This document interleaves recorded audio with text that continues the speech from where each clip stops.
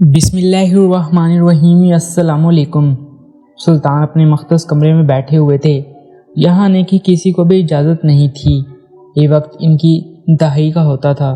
इस वक्त वो हमेशा बैठकर आने वाले कल की मनसूबाबंदी करते थे। अचानक ही दरवाजे को किसी ने आराम से खटखटाया। सुल्तान के मंसूबे में खलल पड़ चुका था। इन्होंने तिरछी निगाहों से दरवाजे को देखा और आने वाले को अंदर आने की इजाज़त दी। इस कमरे के पास से गुजरने से भी लोग डरते थे, लेकिन आज बाकायदा दरवाजे को खटखटाया जा रहा था, यानी मसला काफ़ी बड़ा था। इसलिए इन्होंने अंदर आने की इजाज़त दे दी। अंदर आने वाला शख्स कोई और नहीं बल्कि सुल्तान का ख़ास वज़ीर था। सुल्तान सामने वज़ीर को देखकर सीधे होकर बैठे हुए थे। यकीनन मामला काफ़ी बड़ा महसूस हो रहा था। सुल्तान के सामने आकर अदब से खड़े होते हुए कहने लगे, सुल्तान मौज़म, गुस्ताखी माफ़, लेकिन बात बहुत ज़रूरी है, इसलिए मुझे यहाँ आना पड़ा। अगर जान की ईमान पाऊँ तो कुछ अर्ज़ करना चाहता हूँ। सुल्तान ने सर इस बात में हिलाया और इन्हें बोलने की इजाज़त दे दी।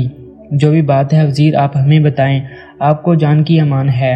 वो धीरे धीरे सुल्तान को रिया में हुए एक संगीन मामले के बारे में बताने लगे। सुल्तान मौज़म, रिया में ये बात हर जगह फैल रही है कि जुमेरात वाले दिन हर रोज़ पहाड़ी पर मौजूद 5 डाकू ज़मीन पर आते हैं और एक कुमारी लड़की को कंधे पर डालकर अपने साथ पहाड़ पर ले जाते हैं और वहाँ ले जाकर इसके साथ बदकारी करते हैं और इस चीज़ का जश्न मनाते हैं। पूरी रात तमाशा करते हैं और अगली सुबह इस मासूम कुमारी लड़की को इस माँ बाप की दहलीज पर छोड़कर चले जाते हैं। इस लड़की के किरदार को दागदार कर देते हैं। इसके बाद इस लड़की से कोई शादी नहीं करता। अगली जुमेरात फिर ये लोग यही अमल दोहराते हैं और ऐसे करते करते इन्होंने कई ज़िंदगियों को बर्बाद कर दिया है। जबकि सुल्तान मौज़म बेसाख्ता अपने नशीस से गुस्से की आलिम में खड़े हो गए और गुर्राते हुए कहने लगे, अगर ये मामला काफ़ी दिनों से चल रहा था तो हमें इसके बारे में पहले क्यों नहीं बताया गया? पहले क्यों नहीं किसी ने हमें आकर बताया? जब पहली लड़की को वो ले जा रहे थे तो मेरी फ़ौज के लोग कहाँ पर थे और हमारे छापामार और जासूसों को इस बात की बिल्कुल खबर नहीं हुई, जो हमें अब तक इत्तला नहीं मिली। इस बात की आप लोग ये बात बोल चुके हैं कि मेरे लिए मेरी रिया कितनी अहम है। कौन है ये बदबख्त लोग और मेरी रिया में होते हुए ये लोग ऐसा काम करते हैं? क्या ये लोग भूल चुके हैं कि इस सल्तनत का बादशाह कौन है? इनकी आवाज़ में गुस्से का असर दिखाई दे रहा था, जबकि इनके चेहरे की इस लिहाज से अंदाज़ा लगाना मुश्किल नहीं था कि वो इस वक्त किस कैफियत का शिकार हैं। जबकि वज़ीर सर झुकाते हुए कहने लगा, सुल्तान मौज़म, हमें अभी इस बात की खबर हुई है और हमने फ़ौरन ही आपको आकर इतला कर दी। ये आने का मकसद यही था कि मामला काफ़ी संगीन हो चुका है। सुल्तान फ़ौरन ही अपने कमरे से बाहर निकलकर दरबार में आ गए। इन्हें कुछ समझ नहीं आ रहा था कि क्या करें। डाकू के बारे में ये बात मशहूर थी कि लोग बहुत ज़्यादा ख़तरनाक होते हैं, इनके पास बहुत ज़्यादा असला होता है, लेकिन सुल्तान के लिए इनको ख़त्म करना मुश्किल नहीं था। वो बराह रास्त खुद वहाँ नहीं जा पा रहे थे, लेकिन अपने सिपाहियों को भेज सकते थे। लेकिन वो इस बात से वाक़िया थे कि वो डाकू काफ़ी ख़तरनाक हो सकते हैं कि इनको जालिम डाकू की वजह से इनके काफ़ी सिपाही भी मारे जाएं, और वो ऐसा रिस्क नहीं लेना चाहते थे। लेकिन इसके ऊपर लापरवाही की वजह से काफ़ी सारी लड़कियों की इज़्ज़त बर्बाद हो चुकी थी। अब तो वो बराह रास्त वहाँ जाकर इन डाकुओं को ख़त्म करना चाहते थे। इन्हें अब मुकम्मल एक मनसूबाबंदी तैयार करनी थी, जिसके तहत वो वहाँ पर जाकर दावा बोलने वाले थे। अगर वो बराह रास्त सामने से जाकर इन पर वार करते तो उनके सिपाही, इनकी जान को नुकसान हो सकता था, क्योंकि वो लोग पहाड़ पर चढ़ रहे होते हैं, जबकि वहाँ पर ही वो डाकू मौजूद थे। इन लोगों के लिए हमला करना बहुत आसान था, जबकि सुल्तान और इसकी फ़ौज को अपने बचाव करना बहुत मुश्किल था। इस वजह से सुल्तान को एक ऐसी मनसूबाबंदी तैयार करनी थी जिससे वो आराम से वो लोगों को शिकस्त दे दें। इस वक्त इन्हें जोश से नहीं, होश से काम लेना था। जिस्मानी ताकत का नहीं बल्कि अपनी दिमागी ताकत को काम में लाना था। इन लोगों को शिकस्त देना चाहते थे। वो काफ़ी देर तक अपने कमरे में बैठे टहल कर तमाम चीज़ों के बारे में सोचने लगे। इन्हें वहाँ मौजूद काफ़ी वक्त बीत चुका था, लेकिन इन्हें कुछ ऐसा समझ नहीं आ रहा था जिससे वो आराम से इन डाकुओं को शिकस्त दे दें और किसी को जानी नुकसान भी ना हो। काफ़ी वक्त बैठ जाने के बाद जब इनके दिमाग में कोई मंसूबा तैयार ना हुआ तो अपने कमरे में आ गए। उनकी ज़ौजा इनके इंतज़ार में थी, जबकि इन्हें इतनी परेशानी में कमरे में दाखिल होता देखकर, खामोशी से बिस्तर पर लेटता देखकर वो खुद भी परेशान हो गई थी। फ़ौरन इनके बराबर में बैठी और उनके कंधे पर हाथ रखते हुए फिक्रमंदी से पूछने लगी, सब खैरियत तो है? आप इन्हें ज़्यादा परेशान नज़र क्यों आ रहे हैं? सुल्तान एक नज़र अपनी ज़ौजा को देखा और धीरे धीरे अपनी परेशानी इन्हें बताने लगे और इनमें ये बताने लगे कि इस वक्त इनकी दिमाग में कोई भी मनसूबा तैयार नहीं हो रहा। جس سے وہ ان ڈاکوں کو شکست دے دیں۔ اگر وہ ایسے کرتے رہیں تو ان کی رعایا میں بہت سی بہن بیٹیوں کی عزت خراب ہوتی چلی جائے گی۔ وہ ایسا کچھ نہیں کرنا چاہتے۔ ان کی آواز میں کافی پریشانی انصار نظر آ رہی تھی۔ ان کی زوجہ نے تمام تر روادات سنی اور کچھ سوچتے ہوئے کہنے لگی، میرے پاس ایک ایسا منصوبہ ہے، اگر آپ اس پر عمل کرتے ہیں تو ساری پریشانی حل ہو جائے گی، لیکن اس چیز کے لیے ہمیں تھوڑا سا رسک لینا ہوگا۔ اگر ہم ایسا نہیں کریں گے تو بہت مشکل ہے کہ ہم ڈاکوں کو شکست دے دیں۔ اگر ممکن ہوا تو ہر حال میں اس پر عمل کریں گے، لیکن اگر ممکن نہ ہوا تو ہم معذرت چاہیں گے۔ ان کی زوجہ نے سن کر سر اس بات میں ہلایا اور دھیرے دھیرے اپنا منصوبہ ان کے گوشت گزار کرنے لگی، جبکہ سلطان پھٹی پھٹی نگاہوں سے اپنی بیوی کو دیکھنے لگے اور اچانک ان کی تمام تر منصوبہ بندی سننے کے بعد کہنے لگے، نہیں بیگم صاحبہ، ہمیں یہ منصوبہ محفوظ نہیں لگ رہا۔ اگر اس میں ذرا بھی کوتاہی یا ذرا بھی اونچ نیچ ہوئی تو آپ کو بھی نقصان ہو سکتا ہے، ہمارے سپاہیوں کو بھی تکلیف پہنچ سکتی ہے۔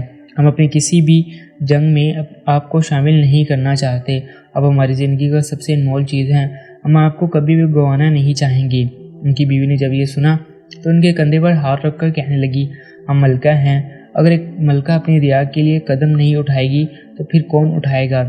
ہم آپ کی بیوی ہیں اور آپ کے قدم سے قدم ملا کر چلنے کے عادی ہیں، اس لیے آپ ہماری طرف سے بے فکر ہو جائیں۔ اگر ہمارے نصیب میں ایسی موت لکھی ہوگی تو ایسی شہادت کی موت بھی قبول ہے۔ جبکہ سلطان بالکل خاموش تھے، انہیں سمجھ نہیں آ رہا تھا کہ وہ اپنی بیوی کو اس چیز کی اجازت دیں یا پھر خاموش رہیں۔ کچھ سوچ لانے کے بعد انہوں نے سر اس بات میں ہلا لیا۔ وہ کہنے لگے، ہم اس پر عمل کرنے کی کوشش کرتے ہیں، کیا پتہ آپ کا منصوبہ کام کر جائے اور ہم لوگوں کو آرام سے ان 5 ڈاکوں کو شکست دے کر لوٹ آئیں تاکہ ہماری رعایا کی تمام تن بیٹیاں حفاظت سے رہ سکیں، نہیں تو ہماری رعایا کے لوگ یہ جگہ چھوڑ کر چلے جائیں گے۔ یہ بول کر وہ اپنے بستر پر خاموشی سے لیٹ گئے، اپنی آنکھیں بند کر لیں، جبکہ ان کی بیوی بھی ان کے برابر میں لیٹ گئی، ان کی آنکھیں بند کر لیں۔ بس سورج طلوع ہوا تو وہ دونوں کی آنکھیں ایک ساتھ ہی کھلیں۔ سلطان اپنے بستر سے نکلے اور نہا دھو کر ناشتہ کر کے دربار میں چلے گئے، جبکہ ان کی بیوی بھی فوراً اس منصوبے پر تیاری کرنے لگی۔ ان کی بیوی کا منصوبہ بہترین تھا، لیکن اس کے اندر انہیں کچھ ایسا دماغ شامل کرنا تھا جس سے کسی کو بھی جانی نقصان نہ ہو۔ انہوں نے اس بات کو مکمل طور پر چھپایا ہوا تھا کہ وہ کرنے والے ہیں۔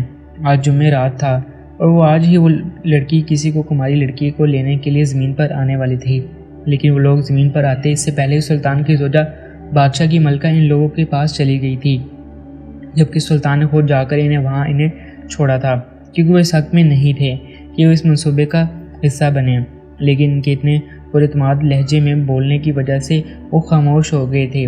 وہ کسی بھی صورت نہیں چاہتے تھے کہ ان کی زوجہ کسی مصیبت میں بیٹھ جائے۔ سلطان کی زوجہ اس پہاڑ کی چوٹی پر اپنے کچھ سپاہیوں کے ساتھ آئی تھی، لیکن وہاں پر پہنچنے سے پہلے ہی آدھے راستے سے انہوں نے اپنے سپاہیوں کو واپس لوٹا دیا اور اکیلے ہی وہاں پر گئی تھی، کیونکہ وہ ہرگز نہیں چاہتی تھی کہ ان ڈاکوں کو ذرا برابر بھی بھنک پڑے اور ان کا منصوبہ خراب نہ ہو۔ وہاں پر ان 5 ڈاکوں نے اپنا بسیرا کیا ہوا تھا، چھوٹا سا کچن، نہانے کے لیے ایک جگہ، سونے کے لیے چھوٹی سی جگہ بنائی ہوئی تھی، مطلب یہ جگہ ان تمام ڈاکوں کا گھر تھا۔ وہاں پہنچ کر سلطان کی زوجہ نے بلند آواز میں سلام کیا تو تمام ڈاکوں نے ان کی جانب متوجہ ہو کر انہوں نے اپنا بھیس مکمل طور پر تبدیل کیا ہوا تھا۔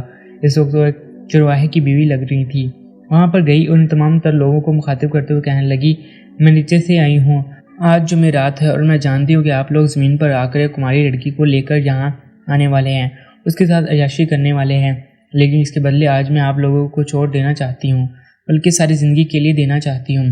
تمام طرح کے ڈاکو سردار جگہ کی جانب دیکھنے لگے، جہاں تم جانتی ہو تمہارے ساتھ یہاں آنے کے بعد کیا ہو سکتا ہے، ویسے بھی آج جمعرات ہے اور تم حسین تشیزہ ہو، ہمیں نیچے جانے کی نوبت ہی نہ آئے اور ہم تمہارے ساتھ ہی اپنی عیاشی اور اپنے جشن میں ڈالیں، یہاں آنے سے پہلے تمہیں سوچنا چاہیے تھا۔ اس سردار کا لہجے میں کہنے لگی، میں یہاں اس کام کے لیے آئی ہوں، میں نے سوچا آپ لوگ ہر جمعرات آ کر ہماری رعایا کی ہر کماری لڑکی کو زندگی خراب کرتے ہیں، اس لیے میں نے ان تمام چیزوں کا ایک حل نکالا ہے۔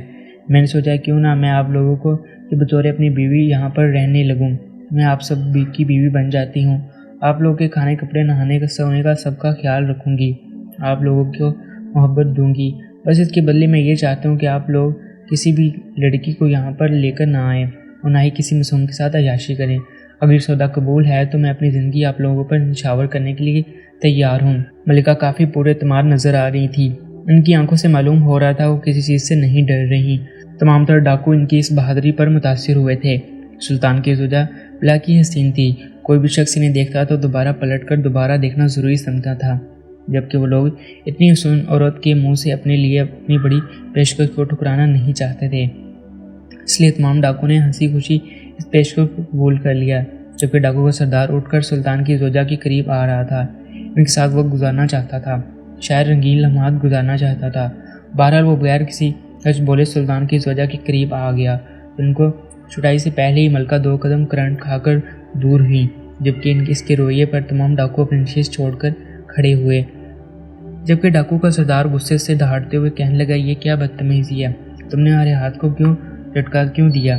क्या तुम भूल चुकी हो कि तुम मेरी बीवी के तौर पर मेरे पास आई हो?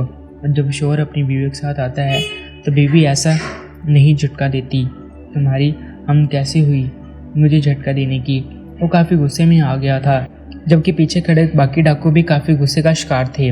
मलका ने बाजियात से जाती देखी तो लगी हाथे हुए कहने लगी, मैं मानती हूँ, आप मेरी बात को सुन लें, इसके बाद ही आप मेरे नज़दीक आ सकते हैं। जबकि डाकुओं का सरदार काफ़ी गुस्से में आ गया था और दहाड़ते हुए कहने लगा, मुझे कोई बात नहीं सुननी, मैं तुम्हारे करीब आऊँगा, तुम्हारे वजूद पर अपनी छाक चाड़ूंगा। तुम अपने दोबारा मेरा हाथ झटका तो दिया रखना, मैं भूल जाऊँगा कि तुम मेरी बीवी हो। तुम्हारे साथ वो सलूक करूँगा जो तुमने कभी भी नहीं सोचा होगा। तुमसे रखेल से भी बदतर सलूक करूँगा। अचानक इनके दिमाग में कुछ कलंक हुआ और इन्होंने अपनी टोन को एकदम चेंज किया। तो फिदा होने वाले अंदाज में कहने लगे, अरे मैं तो आपको खुद आपके पास आना चाहती हूँ, बल्कि मैं आप सबको आज रात ही खुश करना चाहती हूँ। लेकिन मैं सोच रही हूँ क्यों ना आज मैं आप लोगों को अपनी खिदमत का जलवा दिखाऊँ। वो लोग को किस तरीके से बातों में उलझाना चाहती थी, वो किसी भी सूरत अपनी इज्जत गंवाना नहीं चाहती थी, इसलिए इन्हें कुछ मनसूबा फ़ौरन इन्हें बनाना था। जबकि वो डाकू अपनी सर आँख से मलका को घूरता रहा और वो मज़ीद लुझात बड़े लहजे में कहने लगा, आज की रात दिन सिर्फ आप सबकी खिदमत करूँगी, कल से आप सब मुझे छू सकते हैं, मुझे इस तरीके से चाहते हैं इस्तेमाल कर सकते हैं, लेकिन फ़िलहाल मुझे एक रोज़ की मोहलत दे दें। इस बात खामोशी से सरदार डाकू ने तोड़ा और वो कुछ सोचते हुए कहने लगा, ठीक है, फिर हम लोग ज़मीन पर जाकर किसी हसीन दोशीज़ा को ले आते हैं, अगर तुम अपने छूने की इजाज़त नहीं देती। ये सुना था कि उनका घुटनों के बल बैठ गई और मैं अपना सब कुछ अपने लोगों पर निशावर करने को तैयार हूँ।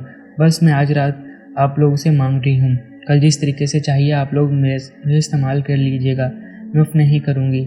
डाकू ने एक ज़ोरदार किस्म का कहका लगाया और पीछे मुड़कर अपने साथियों को देखा, जिससे इजाज़त चाहिए सब ने इस बात में हिला लिया।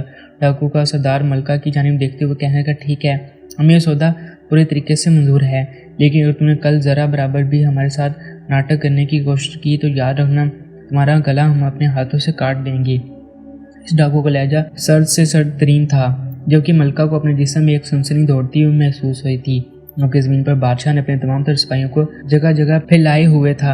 लोग नीचे आते तो ज़िंदगी से हारते, लेकिन मलका के हाथों में एक ऐसा जादू था कि वो सब फंसते चले गए थे। जबकि थोड़ी बार ही मलका ने दिखावे के तौर पर इस जगह की सफाई करनी शुरू कर दी और उन लोगों को आज मुतासिर करना चाहती थी, ताकि वो लोग किसी भी सूरत इनके करीब ना आए, बस इनकी खिदमत देखते ही रहे। और ऐसा ही हुआ था। वो लोग इनकी सफाई करने के अंदाज से इतने मुतासिर हुए थे कि वो तमाम डाकू डॉक्टर मलका को देख रहे थे। वो किचन में आई तो किचन का हाल बिगड़ा हुआ था, जगह जगह हड्डियाँ सब्जियों की कचरा बहुत कबाड़ पड़ा था। धीरे धीरे सब कुछ संभालने लगी। पूरा जगह को इन्होंने 1 घंटे के अंदर साफ़ किया। जब वो डाकू इनके कपड़े धोने की तरफ आई तो बेसाख्ता अपनी नाक पर कपड़ा बांध लिया, क्योंकि बदबू हद से ज़्यादा थी। उन्हें फ़ौरन ही तमाम डाकू के कपड़े धोए, जबकि वो 5 डाकू भी बहुत ज़्यादा खुश थे, क्योंकि इन्हें मुफ्त एक बीवी मिल गई थी और एक नुकरानी बीवी जवान के तौर पर काम कर रही थी। इन्हें खुश भी हर रात कर देगी। यही सब चीज़ें सोचकर इन लोगों के आंखें खिल रही चुकी थी। रात का अंधेरा फैल चुका था। सुल्तान अपने महल से निकले और एक गद्दी पर आटे की बोरी लाद दी और पहाड़ की चोटी पर जाने लगे। गद्दी हमला थी। इसको देखकर ये बात मालूम हो रही थी, सुल्तान सिद्दीक इस चोटी के ऊपर चढ़ते जा रहे थे। यहाँ पर डाकू का बसेरा था। उनकी ज़ोजा इनके मुताबिक जहाँ वहाँ पर मौजूद थी। सुबह से ये वक्त हो गया था। मुसलसल अपनी बीवी की इज्जत की हिफाजत की दुआएं करते जा रहे थे। वो एक सल्तनत के बादशाह थे और अपनी बीवी की इज्जत को दाव पर लगाए बैठे थे। उनका बस नहीं चल रहा था कि इन 5 डाकुओं का सर कलम कर दे। वो ऐसा करने का इरादा रखते थे। इन लोगों की वजह से इनकी जान से अजीज़ बीवी खतरे में थी। इनकी रिया में कितनी बहन बेटियों की इज्जत बर्बाद हुई थी। बस इन्हें एक मौके की तलाश थी। वो इन 5 के दर्दनाक मौत से नवाजना चाहते थे। इनकी बीवी पहुँचने से पहले ही इस पहाड़ी पर इन्होंने अपने कुछ सिपाही चोटी के पीछे हिस्से से वहाँ भेज दिए وہ لوگ بھی دوسری چوٹی پہاڑی پر تیر کمان سنبھالے بیٹھے تھے۔ اگر وہ ذرا برابر بھی سلطان کی زوجہ کے ساتھ بدتمیزی کرنے کی کوشش کرتے، غلط کاری کرتے تو وہ سپاہی ان لوگوں کو بخار رکھ دیتے۔ لیکن صبح کے تحت سلطان وہ آٹے کی بوری لے کر یہاں پہاڑی کی چوٹی پر پہنچ گئے۔ ان ڈاکوؤں کے گھر سے تھوڑی دور آٹے کی بوری اتار دی تھی، جبکہ سلطان اس گدی کی پشت پر ہاتھ پھیرنے لگے تھے کہ دھیرے دھیرے ہاتھ پھیرنے کی وجہ سے وہ گدی کھوجتے آوازیں نکالنے لگی۔ جب ملکہ کو گدی کی آوازیں آئی تو وہ سمجھ چکی تھی، اس لیے میں نے دور ہی میں اپنا آٹا چھوڑ دیا تھا۔ اگر آپ اپنے کسی سپاہی کو میرے ساتھ بھیج دیں تو میں وہ آٹے کی بوری اٹھا کر یہاں لے آؤں۔ میری ماں جی نے مجھے میٹھے پراٹھے بنانا بہت اچھے سے سکھائے ہیں، اور میں وہ میٹھے پراٹھے آپ لوگوں کو میرے ہاتھ کے ذائقے کا بھی پتہ چل جائے کہ میں کتنے مزے کا کھانا بناتی ہوں۔ جو کہ بات سن کر تمام ڈاکو اچھی زور سے نعرے لگانے لگے۔ ایک ڈاکو ملکہ کے ساتھ جا کر وہ آٹے کی بوری لے آیا۔ ملکہ ان لوگوں کے ساتھ بیٹھ گئی، آٹا گوندنے لگی تھی، ان کے میٹھے پراٹھے بنانے لگی۔ وہ آٹا کوئی معمولی آٹا نہیں تھا۔ وہ ڈاکو بہت خوش نظر آ رہے تھے، ان کی خوشی ان کے چہرے سے ہی عیاں ہو رہی تھی۔ وہ لوگ یہی سمجھ رہے تھے کہ ان کے مفت میں ہی ایک نوکرانی کے ساتھ ایک بیوی میسر آ گئی جو دن رات خدمت کرے گی، رات کو ان کی عیاشی کا سامان بنے گی۔ لوگ بہت سواد کا کھانا کھاتے تھے اور کافی دیر بعد وہ لوگ ایک میٹھا پراٹھا کھانے والے تھے، اس لیے ان کی خوشی حد سے زیادہ تھی۔ جبکہ سلطان وہ آٹے کی بوری لاتے وقت اس کے اندر ایک ایسی داغ ملا چکے تھے جس میں زہر تھا۔ وہ زہر ان پانچوں کو ختم کرنے والا تھا۔ سلطان کی زوجہ نے وہ پراٹھے بنائے تو ان پانچوں کے آگے رکھ دیے۔ جیسے جیسے ان پانچوں نے پہلا لقمہ اپنے منہ میں ڈالا تھا، ویسے ویسے ان لوگوں کے منہ سے جھاگ نکلنا شروع ہوگی۔ یہی ان کو بربادی کی طرف لے گئی، جو کہ ڈاکو کا سردار الٹیاں کرنے لگا، ان کے منہ سے خون نکل رہا تھا۔ جبکہ منظر دیکھ کر جو چولہے کے پاس بیٹھی ہوئی مسکرا رہی تھی، وہ اپنی جگہ سے کھڑی ہوئی اور دور کھڑے اپنے شوہر یعنی سلطان کو اس سلطنت کے بادشاہ کو اشارہ کیا تھا۔ وہ سمجھ چکے تھے کام ہو چکا ہے اور ان پانچوں کو ختم کر چکی ہے۔ وہ بھی وہاں پر آ چکے تھے، جبکہ ان کی آنکھوں کے سامنے وہ پانچوں ڈاکو تڑپ تڑپ کر مر گئے تھے۔ یہ بہادری اگر سلطان کی بیگم نہ دکھاتی، آج بھی جمعرات والے دن ایک مسلم کلی کی زندگی کو وہ پانچوں درندے رون دیتے۔ ایک عورت کو کبھی بھی کمزور نہیں سمجھنا چاہیے۔ اگر وہ اپنا منصوبہ تیار کرنے پر آتی ہے تو وہ اینٹ سے اینٹ بجا دیتی ہے، پوری جنگ فتح کر لیتی ہے۔ سلطان اپنے زوجہ کو اپنے سینے سے لگایا اور ایک شاباشی دی۔ ان پانچوں کو اپنے سپاہیوں کی مدد سے لال کر زین پر لے آئے اور پانچوں کی زندگی سے ہار چکے تھے، لیکن معصوم لڑکیوں کے سامنے ان پانچوں کو پھینک دیا گیا اور سلطان نے اپنی جانب سے اجازت دی کہ ان پانچوں درندوں پر لاٹھیاں برساؤ، اتنی لاٹھیاں برساؤ کہ کسی بہن بیٹے کی عزت کو رونے والے کی دوبارہ جرت نہ ہو کہ وہ کسی بہن بیٹے کے ساتھ یہ عمل کرے۔ ان کے کہنے کی دیر تھی کہ جن لڑکیوں کے ساتھ یہ سب ہوا تھا، ان لوگوں نے لاٹھیاں اٹھائی اور ان کے مرے ہوئے ظالم ڈاکوؤں کو پیٹنا شروع کر دیا۔ وہ مارتی جا رہی تھی، ان کے آنسو متواتر سے بہہ رہے تھے، جبکہ منظر سلطنت کے سلطان کی سب دیکھ رہے تھے، کیونکہ سلطان اپنی بیوی کے لیے ایک پرجشن کا اہتمام کیا تھا۔ اس بہادری پر انہیں بہت سے انعامات سے نوازا گیا تھا۔ واقعی انہوں نے ایک ملکہ کا فرض نبھایا تھا۔ وہ ڈر کر پیچھے نہیں ہوئی تھی۔ ان کے شوہر نے انہیں انکار کیا تھا، لیکن اس کے باوجود وہ قدم سے قدم آپ کی ہر چھوٹی بڑی چیز میں سپورٹ کرتے تھے۔ آپ کی زندگی میں کبھی بھی نقصان نہیں اٹھاؤ گی، بلکہ جیت آپ کے مقدر ہوگی، ہار آپ سے کوسوں دور رہے گی۔ جیت ویڈیو کے لیے ہمارے چینل کو سبسکرائب کے ساتھ موجود بیل آئیکن پر بھی کلک کر لیجیے گا۔ بادشاہ گانی ٹی وی کی طرف سے آپ کا بے حد شکریہ۔ ملتے ہیں نیکسٹ ویڈیو میں، تب تک کے لیے اللہ حافظ، اپنا بہت سارا خیال رکھیے گا۔